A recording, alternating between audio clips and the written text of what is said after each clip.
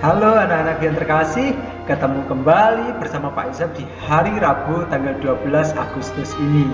Anak-anak yang terkasih, sekarang kita akan melanjutkan pembelajaran kita kembali untuk tema 2, persatuan dalam perbedaan, dengan subtema 1 yang berjudul rukun dalam perbedaan. Nah, anak-anak, sebelum kita belajar, apakah kalian sudah membuat catatan mingguan kalian yang seperti yang Pak Isep lakukan? Wah, bagus ya. Nah, apakah kalian juga sudah mengisi catatan-catatan kebaikan yang kalian lakukan setiap hari? Bagus kalau sudah. Oke, baik anak-anak.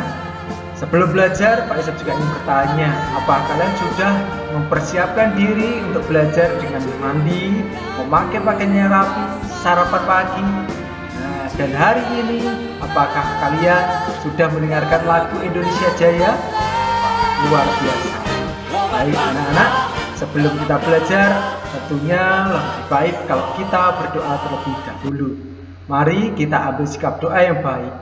Dalam nama Bapa dan Putra dan Roh Kudus, amin.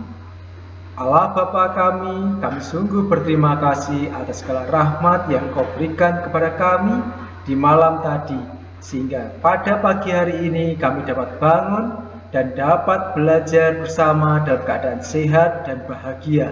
Ya Bapa, kami mohon berkat-Mu kepada kami semua dan kepada anggota keluarga kami, agar seluruh keluarga kami dalam keadaan sehat dan berbahagia pula. Doa yang jauh dari sempurna ini ya Bapa, kami aturkan kepadamu dan perantaraan Kristus, Tuhan dan Juru Selamat kami. Amin. Dalam nama Bapa dan Putra dan Roh Kudus, amin. Baik anak-anak terkasih, setelah kita berdoa, mari kita lanjutkan pembelajaran kita. Hari ini kita akan membaca sebuah bacaan yang berjudul Perbedaan yang Menguatkan. Mari kita baca bersama. Kampung Cempaka adalah sebuah kampung transmigran. Warganya berasal dari berbagai daerah padat di Pulau Jawa. Hal itu menjadikan mereka berbeda suku maupun agama. Di kampung Cempaka hiduplah 5 orang sahabat. Ada Asnah yang berdarah Sunda, Utami dari Banyuwangi, Tony seorang anak etnis Tionghoa yang sebelumnya tinggal di Semarang, Wande dari suku Tengger di Jawa Timur, dan Marta anak seorang pendeta yang dahulu tinggal di Solo.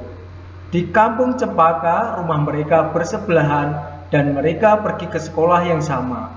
Itu sebabnya mereka sangat akrab. Mereka suka bermain bersama dan sering menghabiskan waktu di rumah satu sama lain. Meskipun berbeda suku, kebersamaan begitu kental terlihat dalam keseharian mereka. Bersama anak-anak lain di kampung Cempaka, mereka setiap akhir minggu berkumpul di balai utama kampung. Biasanya selain berolahraga bersama, mereka juga kerap berkeliling ke rumah warga, membantu melakukan apa saja yang dibutuhkan warga. Kadang-kadang mereka membantu warga lanjut usia, sekadar membereskan rumah atau menyiapkan makanan. Sesekali mereka juga membantu orang tua yang sedang bekerja bakti membersihkan lingkungan. Dari Tony, mereka belajar menari barongsai. Lalu mereka ajarkan tarian itu kepada anak-anak sekampung. Sementara itu, setiap tiba saat panen, Wande dan keluarganya akan sibuk memimpin warga membuat tumpeng gede, yaitu nasi khas dari daerah Tengger yang dibuat untuk mensyukuri berkah Tuhan dalam wujud panen raya. Sikap toleransi yang ditunjukkan 5 sahabat itu memang sekedar berupa hal-hal kecil. Hal kecil dalam keseharian itulah yang mencerminkan kehidupan berbineka tunggal ika di kampung Cempaka yang kaya akan perbedaan. Mereka hidup damai berdampingan dan tulus saling menjaga. Anak-anak, setelah kita membaca bacaan tadi, tentunya kalian bisa mengambil kesimpulan tentang persatuan dalam kehidupan yang rukun pada bagian berikut ini.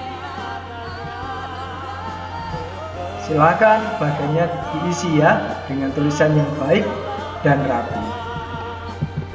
Baik anak-anak yang terkasih, tentunya kalian tahu tadi Made berasal dari mana? Bagus, dari Bali. Nah, kalau kita mendengar istilah Bali, tentunya kita teringat akan sebuah tarian Bali. Apa ya?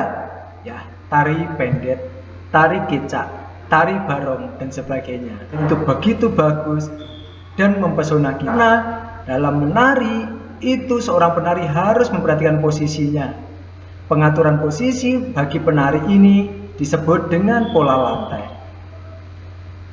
Anak-anak yang terkasih, seorang penari harus memperhatikan perpindahan, pergerakan, dan pergeseran posisi saat menari.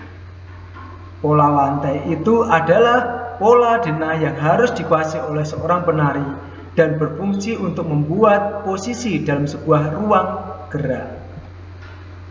Anak-anakku, sekarang mari kita mempelajari jenis-jenis pola lantai berikut.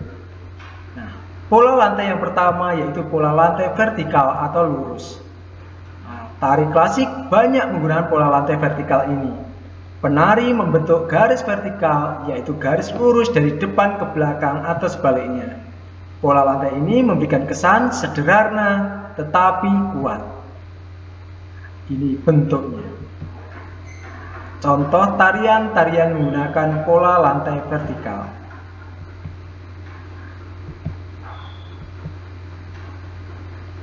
Yang kedua yaitu pola lantai diagonal. Apa itu ya? Nah, dalam pola lantai diagonal ini, penari berbaris membentuk garis menyudut ke kanan atau ke kiri. Kalau kita cermati, skemanya ada sebagai berikut.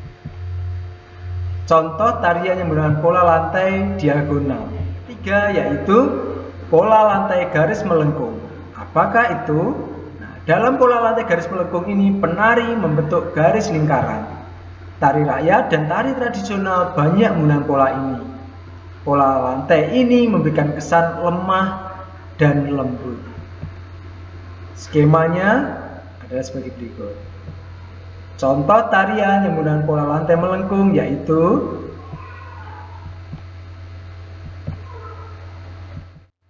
yang keempat, pola lantai horizontal atau lurus. Nah, dalam pola lantai horizontal ini penari berbaris membentuk garis lurus ke samping. Skemanya bisa kita cermati. Contoh tarian yang menggunakan pola lantai horizontal atau lurus ini yaitu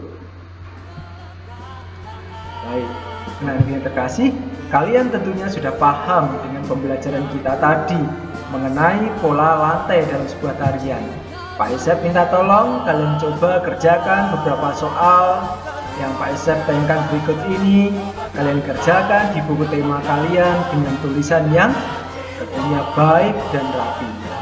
Yang pembelajaran kita hari ini Pak Isep ucapkan terima kasih. Selamat belajar, semoga Tuhan memberkati kita semua. Amin.